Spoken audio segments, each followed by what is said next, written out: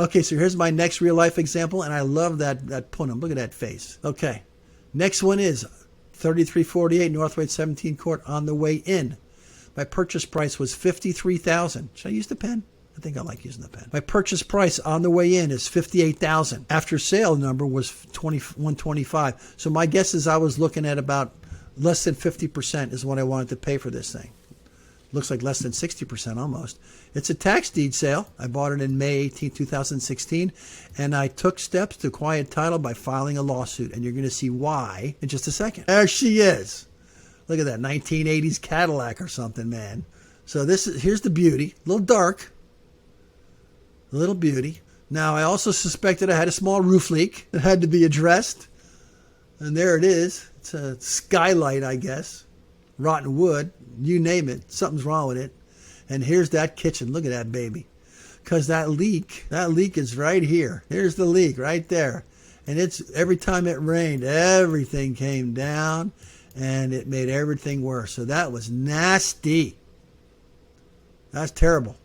But listen, what do you expect you're going to get at a tax deed sale? You're not going to get a princess. You're going to get a toad. Okay, so let's see the next one. This is more of that ceiling. So I think I need a roof on this house. What do you think? I can't even tell what room this is. That's either a window or an AC. I don't know. And see, here's all kind of black mold in there. That was terrible. I had to remunerate all that. Okay, so I guess this looks to me to be when the contractor had already cleaned out all the stuff, because those are studs, and they're old-time studs, too. You can tell they're pressure-treated, and those are solid pieces of wood. And this must be, like I said, when the contractor's in putting some stuff up, because I may or may not either had the time or I could walk in that room before when they started doing the work. Yeah, this is clearly on the way with the rehab being finished, because it's nice and clean now.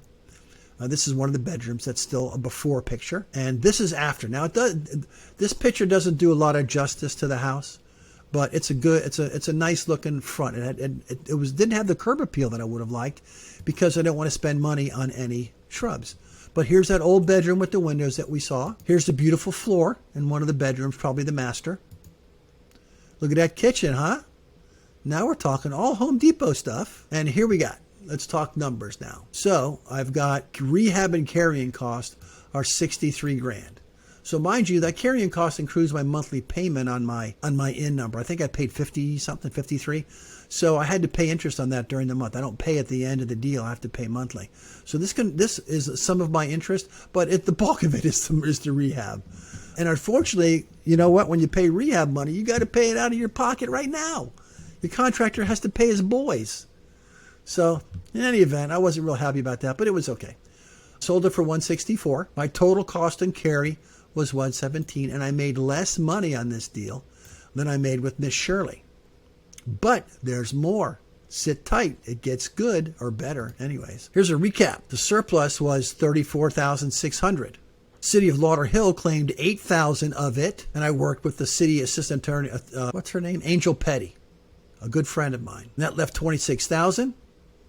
I split it with the owner 50-50. The owner made $13,000. I made $13,000. So the profit on the sale was $46,000, but I added on another $13,000 from the profit on my surplus to total $59,000, almost $60,000.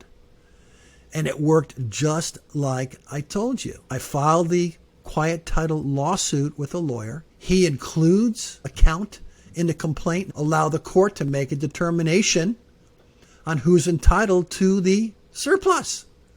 The mortgagee defaulted, and Yahoo, when that order was entered, I was walking on air. I was 9 feet over ground because I just made an extra $13,000 just because I structured my quiet title lawsuit properly. So I hope you learned something from this. I'll see you again some other time. Thank you again.